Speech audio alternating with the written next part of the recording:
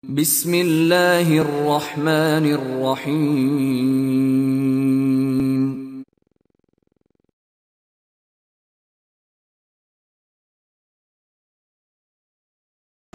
Assalamualaikum warahmatullahi wabarakatuh. Bismillahirrahmanirrahim. Alhamdulillahirabbil alamin wassalatu wassalamu ala asyrafil anbiya'i wal mursalin wa ala alihi wa sahbihi ajmain. Asyhadu an la ilaha illallah wahdahu la syarikalah wa asyhadu anna Muhammadan abduhu wa rasuluh. Faqad qala Allah Ta'ala fi kitabihil karim wa huwa asdaqul qailin. A'udzu billahi minasyaitonir rajim. Bismillahirrahmanirrahim. Kullu nafsin dha'iqatul maut. Muslimin dan muslimat yang dimuliakan oleh Allah Subhanahu wa taala. Kita hidup di dunia ini adalah sementara dan tidak ada manusia hidup di dunia ini, bahkan semua makhluk Allah tidak ada yang hidup di dunia ini untuk kekal abadi selamanya. Artinya adalah kehidupan di dunia ini adalah kehidupan yang bersifat sementara.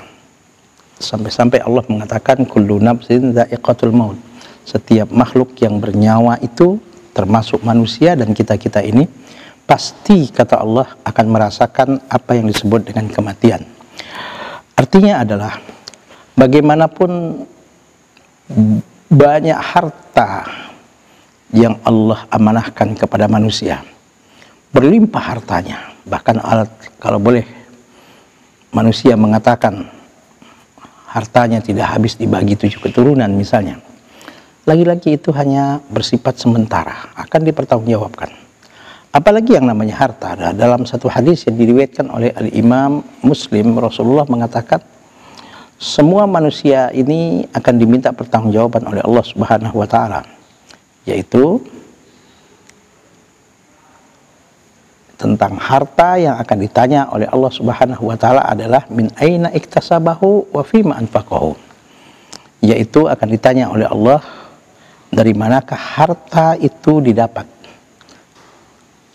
Sudahkah didapat dengan cara yang halal? Sudahkah didapat dengan cara yang sesuai dengan aturan syariat yang diinginkan oleh Allah, yang diinginkan oleh Rasulullah sallallahu alaihi wasallam? Artinya yang didapat dengan cara tidak menzolimi orang, yang didapat dengan cara tidak menipu, yang didapat dengan cara yang tidak, misalnya tidak korupsi dan sebagainya, segala-segala perbuatan-perbuatan yang dilarang. Kemudian setelah harta itu misalnya sudah didapat dengan cara yang halal, didapat dengan cara yang insya Allah diridhoi oleh Allah Subhanahu wa taala. Tidak cukup harta itu hanya ditanya tentang itunya. Akan ditanya juga wa fima anfaqahu, akan ditanya juga adalah untuk apa harta itu dibelanjakan. Sudahkah harta itu dibelanjakan untuk hal-hal yang baik, yang bermanfaat, untuk hal-hal yang betul-betul diridhoi oleh Allah Subhanahu wa taala. Ringkas kata, banyak dan berlimpah bagaimanapun harta seseorang itu semua adalah bersifat sementara dan dia akan tinggalkan. Pangkat dan jabatan misalnya, tinggi dan strategis bagaimanapun jabatan manusia. Kalau di dunia ini misalnya dalam satu negara dia jadi seorang raja, atau jadi seorang perdana menteri, atau jadi seorang presiden, lagi-lagi itu semua adalah sementara. Banyak mantan-mantan presiden, banyak mantan-mantan perdana menteri, pemimpin-pemimpin yang ketika dia menjabat dihargai dan dihormati. Tapi ketika dia sudah tidak menjabat, dia sudah tidak punya kekuasaan, dan dia sudah menjadi apa yang disebut dengan mantan menterikah, mantan gubernurkah, mantan presidenkah. Artinya adalah itulah yang namanya jabatan, itulah yang namanya dunia. Tidak ada yang kekal abadi. Bukan hanya di dunia yang akan diminta pertanggungjawaban dari jabatan yang Allah amanahkan, nanti di akhirat pun akan ditanya oleh Allah Subhanahu wa taala atas jabatan yang diamanahkan oleh Allah, yang dipercayakan oleh masyarakat, oleh umat kepadanya. Artinya adalah bahwa siapapun kita, dimanapun kita di dunia ini, kita akan mengakhiri hidup kita di dunia ini. Makanya itu tinggal pilih apakah kita akan mengakhiri hidup kita dalam keadaan diridhoi oleh Allah, yang disebut dengan istilah mati dalam keadaan husnul khatimah, mati dalam keadaan baik, mati dalam keadaan betul-betul diridhoi oleh Allah Subhanahu wa taala, dan insya Allah akan masuk ke dalam surganya Allah Subhanahu wa taala. Atau mati dalam keadaan su'ul khatimah, artinya adalah akhir hayatnya dalam keadaan buruk, akhir hayatnya dalam keadaan tidak diridhoi oleh Allah Subhanahu wa taala. Makanya itu kita selalu berdoa kepada Allah, memohon kepada Allah Subhanahu wa taala, ya Allah, matikan kami ya Allah dalam keadaan husnul khotimah, matikan kami ya Allah dalam keadaan beriman, dalam keadaan taat dan beribadah kepada Allah Subhanahu wa taala. Pertanyaannya adalah, siapa orang yang mati dalam keadaan husnul khotimah? Otomatis adalah orang yang baik menurut Allah Subhanahu wa taala. Orang yang betul-betul kehidupannya insya Allah diridhoi oleh Allah Subhanahu wa taala. Dan sebaliknya, orang yang mati dalam keadaan husnul khotimah, mengakhiri hidupnya dalam keadaan tidak diridhoi oleh Allah, yaitu orang-orang yang tidak baik menurut Allah Subhanahu wa taala. Nah, pertanyaannya adalah, apa ada ciri-ciri siapa orang yang dikehendaki oleh Allah? Orang itu adalah menjadi manusia-manusia yang Allah menginginkan kebaikan darinya. Subhanallah, berdasarkan ayat-ayat Al-Quran dan hadis-hadis Nabi, ada beberapa ciri orang yang Allah inginkan kebaikan darinya. Salah satunya misalnya adalah berdasarkan hadis yang diriwayatkan oleh Imam Ahmad dan lainnya, qala Rasulullah sallallahu alaihi wasallam, idza aradallahu bi 'abdin khairan ista'malahu. Apabila Allah menginginkan kebaikan kepada seorang hamba, maka ista'malahu, orang ini Allah jadikan ia untuk begitu mudah melakukan amal soleh, untuk melakukan kebaikan. Qila, ketika itu para sahabat bertanya ke Rasulullah, ma yasta'miluhu ya Rasulullah, apa yang dimaksud dengan dijadikan dia itu menjadi orang yang begitu mudah untuk beramal soleh? Apa kata Rasulullah? Qala Rasulullah sallallahu alaihi wasallam, yaftahu lahu amalan solihan baina yaday mautihi hatta yarda alaihi man haulahu. Artinya adalah, dibukakan untuknya oleh Allah Subhanahu wa taala amalan soleh sebelum meninggalnya, sehingga orang-orang yang berada di sekitarnya ridho kepadanya. Nah, ini salah satu ciri jika seseorang itu dikehendaki oleh Allah kebaikan kepadanya. Artinya orang itu dimudahkan oleh Allah Subhanahu wa taala untuk melakukan kebaikan. Orang itu dimudahkan oleh Allah Subhanahu wa taala untuk melakukan hal-hal yang baik dan bermanfaat yang disebut dengan amal soleh. Artinya adalah orang ini sangat mudah sekali kalau diajak untuk melakukan kebaikan. Artinya adalah, kalau ada orang yang sulit untuk diajak untuk melakukan kebaikan, misalnya, ini berarti kebalikannya, bahwa orang ini adalah orang yang diinginkan oleh Allah, bukan kebaikan darinya. Maka pertanyaannya adalah, bagaimana caranya supaya kita ini menjadi orang yang diinginkan oleh Allah, dari kita ini menjadi orang yang baik?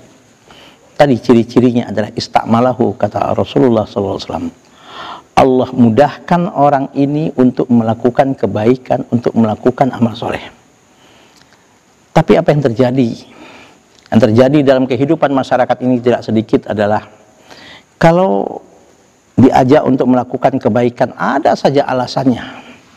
Diajak untuk misalnya berinfak, bersedekah, ada saja alasannya. Diajak misalnya untuk sholat berjamaah di masjid, ada saja alasannya. Rasanya berat kakinya untuk melangkahkan atau untuk dilangkahkan ke masjid. Tapi kadang-kadang ada, kalau diajak untuk dosa, diajak untuk maksiat, diajak untuk melakukan kemungkaran, kadang-kadang jangankan diajak, bahkan dia yang mengajak orang untuk melakukan kemungkaran dan untuk melakukan hal-hal yang tidak diridhoi oleh Allah Subhanahu wa taala. Nah, inilah ciri orang yang dikehendaki oleh Allah menjadi orang baik. Maka pertanyaannya adalah, bagaimana caranya supaya kita menjadi orang yang seperti ini? Pertanyaannya adalah, bahwasanya kita ini akan mati, kita ini akan mengakhiri hidup kita di dunia ini, dan mati itu hanya dua cara, baik mati dalam keadaan husnul khotimah, mati dalam keadaan baik diridhoi oleh Allah, atau mati dalam keadaan dimurkai oleh Allah Subhanahu wa taala. Maka untuk kita bisa menjadi orang yang dikehendaki oleh Allah kebaikan dari kita, maaf, itu tidak tiba-tiba. Itu harus ada ikhtiar, itu harus ada usaha maksimal dari kita. Minimal kita selalu memohon kepada Allah, meminta kepada Allah agar Allah Subhanahu wa ta'ala betul-betul selalu memberikan hidayahnya, petunjuknya kepada kita untuk kita selalu berada di jalan yang benar. Kita mohon kepada Allah, kita minta kepada Allah, berdoa kepada Allah agar Allah Subhanahu wa ta'ala untuk selalu membimbing kita. Walaupun banyak gangguan di tengah jalan, banyak ujian-ujian iman di tengah jalan ini, kita mampu untuk menghadapinya. Dan bagaimana caranya supaya doa kita itu diijabah oleh Allah, supaya doa kita itu betul-betul diijabah oleh Allah Subhanahu wa ta'ala. Maka ini tidak bisa hanya dengan kita tidak ada usaha dan tidak ada ikhtiar dengan secara maksimal. Maka salah satunya adalah supaya kita ini diinginkan oleh Allah kebaikan dari kita. Sekali lagi, kita harus selalu memohon kepada Allah. Jadikan iman landasan hidup kita. Kemanapun kaki kita melangkah, apapun statement-statement, ucapan-ucapan yang keluar dari lidah kita, kita berusaha untuk selalu jadikan iman sebagai landasan hidup kita. Dan setelah itu, semaksimal mungkin, seoptimal mungkin, kita berusaha untuk menjadi orang baik. Dan ini tidak bisa dengan begitu saja, kecuali kita juga dengan ilmu.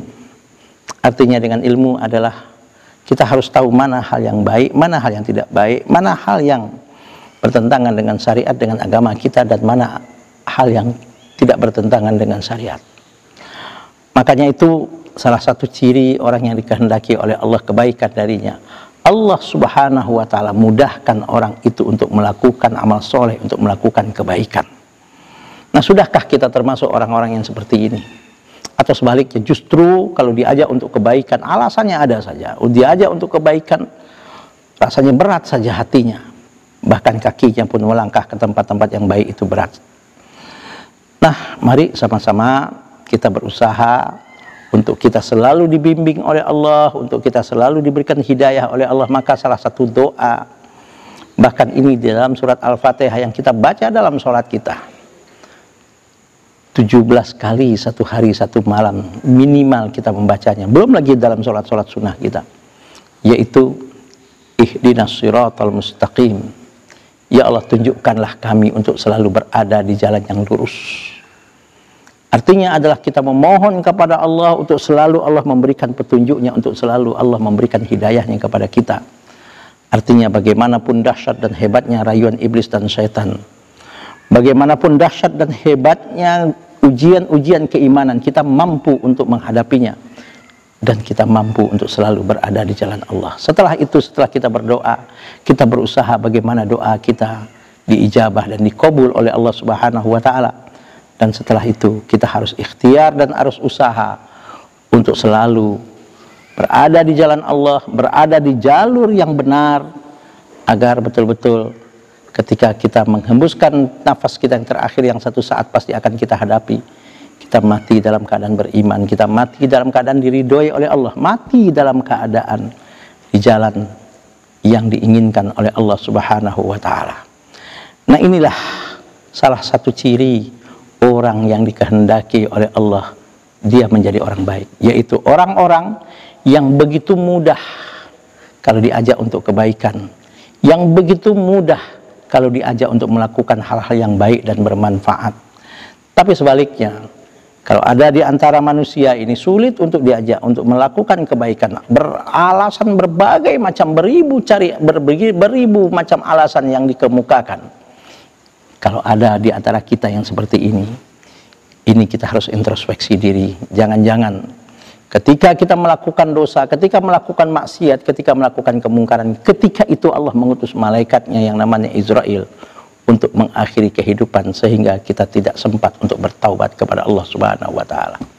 Nah, mudah-mudahan Ramadan ini menjadikan kita menjadi manusia-manusia yang diinginkan oleh Allah kebaikan dari diri kita.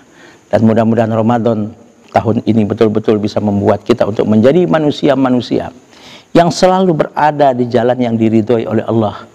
Dan dalam bulan Ramadan ini kita dilatih untuk menjadi manusia yang sabar, dilatih untuk menjadi manusia yang mampu menghadapi berbagai macam ujian hidup, diuji oleh Allah dengan berbagai macam kesenangan. Kita tidak sampai lupa diri, apalagi angkuh dan sombong dan zalim. Dan diuji oleh Allah dengan berbagai macam kesulitan hidup, penderitaan hidup. Sesulit apapun tetap dia tabah dan sabar, mampu untuk menghadapi cobaan hidup tadi. Tidak sampai untuk menggadaikan harga diri, agama dan imannya. Dan mudah-mudahan apa yang kita bahas dalam waktu yang sangat terbatas ini dapat kita jadikan pelajaran hidup, dan mudah-mudahan kita selalu dalam lindungan, ridho, rahmat dan keberkahan dari Allah. Dan insya Allah Allah mudah-mudahan senantiasa memberikan hidayah dan petunjuknya kepada kita untuk selalu berada di jalan yang lurus. Ihdinas siratal mustaqim, ya Allah tunjukilah kami untuk selalu berada di jalan yang lurus. Dan mudah-mudahan sekali lagi sisa usia yang Allah masih berikan kepada kita dapat kita isi dengan taat dan ibadah kepada Allah, sehingga kapanpun dan dimanapun kita mengakhiri kehidupan kita, kita berharap mudah-mudahan kita mati dalam keadaan beriman, mati dalam keadaan melakukan amal soleh, mati dalam melakukan perbuatan-perbuatan yang diridhoi oleh Allah Subhanahu wa taala. Maaf lahir dan batin. Subhanakallahumma wa bihamdika asyhadu an la ilaha illa anta astaghfiruka wa atubu ilaik. Wallahul muwaffiq ila aqwamit thoriq. Wassalamu alaikum warahmatullahi wabarakatuh.